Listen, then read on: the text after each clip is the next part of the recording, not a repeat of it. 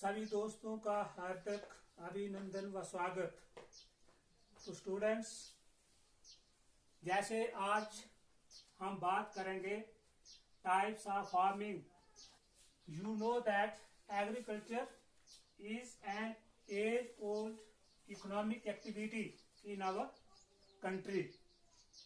Over these years, cultivation methods have changed significantly depending upon the characteristics of physical environment, technological knowledge, and socio-cultural practice. Farming varies from subsistence to commercial type. तो first is primitive subsistence.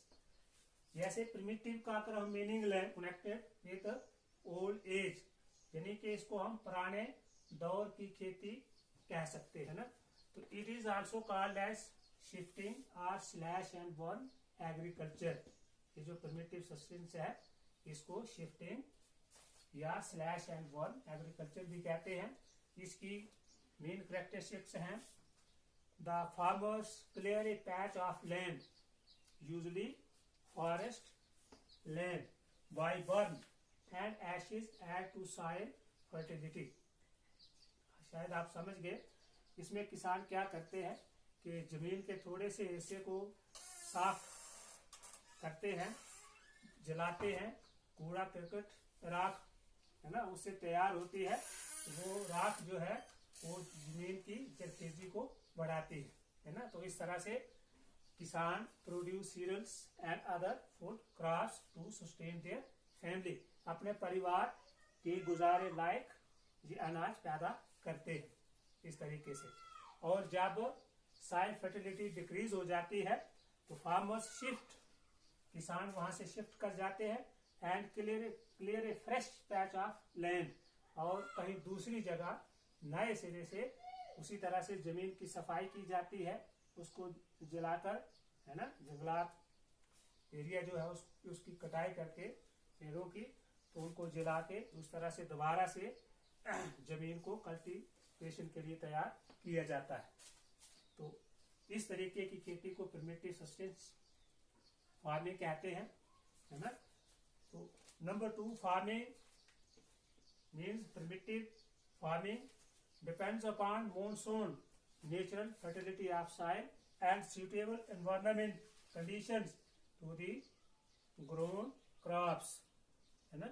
तो ये पूरे तरीके से ये जो type of farming या agriculture है ये नेचर पर डिपेंड करती है, मॉनसून पर, है ना, कि बारिश मौके मौके पर जब होती है तो उसी पे ये क्रॉप्स इसका ये डिपेंड करती है।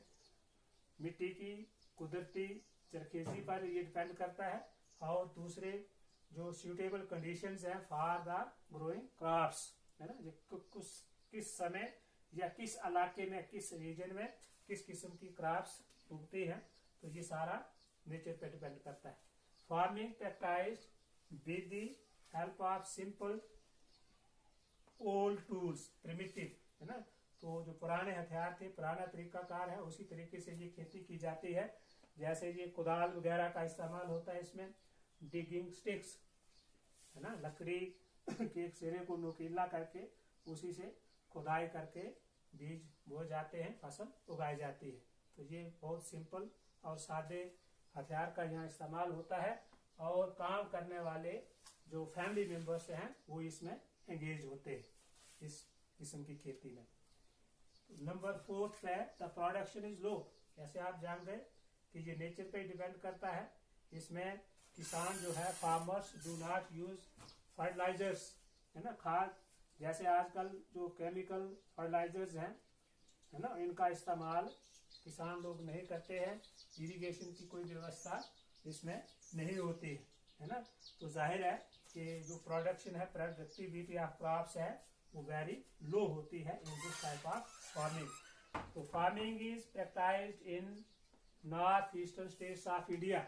हिंदुस्तान की बात करें तो हमारी जो नॉर्थ ईस्टर्न स्टेट्स है, ये असम, नागालैंड, है ना, मेघालय, मणिपुर, मिजोरम वगैरह, है ना, की जो स्टेट्स है वहां पे आज भी जो ट्राइबल तबका के लोग हैं वो इस किस्म की खेती में एंगेज हैं, है ना, कि प्रिमिटिव सब्सिस्टेंस फार्मिंग वहां पे की जाती है।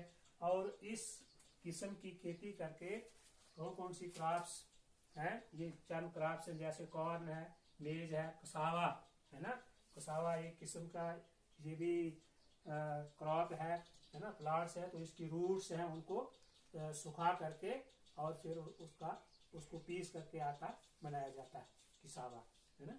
तो ये कुछ किसावा प्लांट्स जो है वो दिए गए हैं, इनकी रूट्स जो है वो सुखा के उसे आटा तैयार किया जाता है। तो this primitive subsistence farming is called as jhuming in north eastern states. जैसे बताया कि ये जो प्रिमिटिव सब्सिस्टेंस फार्मिंग है it is practised in the eastern state, है ना।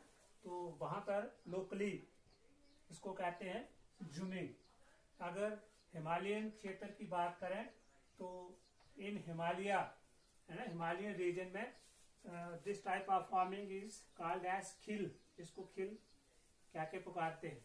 और मध्य प्रदेश में इसी ये जो दिस टाइप ऑफ फार्मिंग है इसको कहते हैं बीवार, है ना। तो इस तरह से second type of farming practised in India is intensive subsistence farming. So this type of farming is practiced in areas of high population pressure on land. Intensive farming उन इलाकों में की जाती है, उस एरिया में की जाती है जहाँ की पॉपुलेशन बहुत ज्यादा है ना। It is labour intensive farming के इस किस्म की खेती करने के लिए मजदूरों की बहुत ज्यादा जरूरत होती है, ज्यादा तादाद में मजदूर चाहिए, है ना। तो high doses of chemical fertilisers and irrigation are used. तो इस किस्म की खेती के लिए किसान ज्यादा से ज्यादा खाद का इस्तेमाल करता है और इरिगेशन फैसिलिटी को भी अपनाता है ताकि ज्यादा से ज्यादा पैदावार हासिल की जा सके।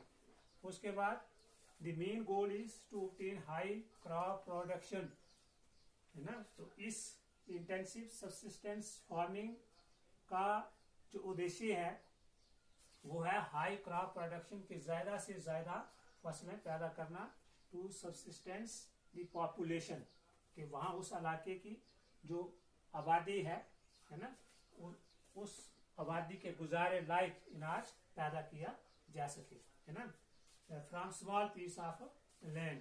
तो ये जो इंटेंसिव टाइप ऑफ फार्मिंग है इसमें जमीन मतलब थोड़ी सी जमीन से ज्यादा क्रॉप्स उगाए जाते हैं, ये इसका गोल है। तो it requires high human labour and huge amount of capital. इसके लिए ज्यादा इस पर खर्चा होता है क्योंकि हाई वेराइटी ऑफ सीड्स जो हैं वो इस्तेमाल किए जाते हैं। जैसे आपने यहाँ देखा कि किसान जो है वो ज्यादा से ज्यादा खाद का भी इस्तेमाल करता है, तो उसके लिए ह्यूज अमाउंट ऑफ कैपिटल का होना जरूरी है। तो it is practised in UP. हमारे किन इलाकों में जो घनी आबादी वाले जो इलाके हैं ये यूपी है, मध्य प्रदेश है, राजस्थान है ना। तो इन जगहों पे ये इंटेंसिव सब्सिस्टेंस फार्मिंग की जाती है ना। तो more than one crop can be raised per year, और वहाँ पर ज्यादा से ज्यादा फसलें उगाई जाती हैं। साल में कोई एक फसल नहीं उगाई जाती, 2-3 फसलें जो है वो उगाई जाती है ना, इस किस्म की खेती करके। नंबर 3 एक्सटेंसिव फार्मिंग है। तो this is modern type of farming that can be seen largely in the developed world. तो आज के जमाने में, है ना, जो डेवलप्ड वर्ल्ड है, दुनिया तरक्की की राह पे गामजन है, तो इस दौर में ये एक्सटेंसिव टाइप ऑफ फार्मिंग आम हो गई है।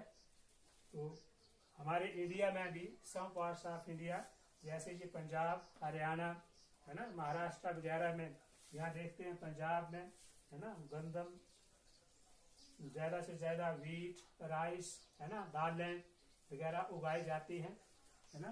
तो ये स्टेट्स अपने सब्सिस्टेंस के अलावा एक्सपोर्ट भी करते हैं, है ना। मंडियों में, मार्केट्स में जो अनाज, दालें या दूसरी जो एग्रीकल्चर प्रोडक्शन है उसको बेचते हैं और अपने सब्सिस्टेंस के अलावा ये प्रॉफिट भी हासिल करते हैं फसल की जो उपज पैदावार है उसको एक्सपोर्ट करके। तो it relies largely on machinery as opposed to human labour. तो इस किस्म की जो एक्सटेंसिव टाइप ऑफ ये एग्रीकल्चर है इसमें ज़्यादातर मशीनों से काम लिया जाता है, क्योंकि बड़े बड़े फार्म होते हैं, बड़ों जमीन के बहुत बड़े हिस्से पर जो है वो खेती की जाती है, तो ज़्यादा काम मशीन से लिया जाता है। ट्रैक्टर, है ना, या फसल की कटाई के लिए मशीनों का इस्तेमाल करते हैं किसान लोग। फसल पक जाती है तो थ्रेशिंग वगैरह के लिए मशीन से ही ज़्यादा काम जो है वो लिया जाता है ना, इस किस्म की इसमें ये फार्मिंग में।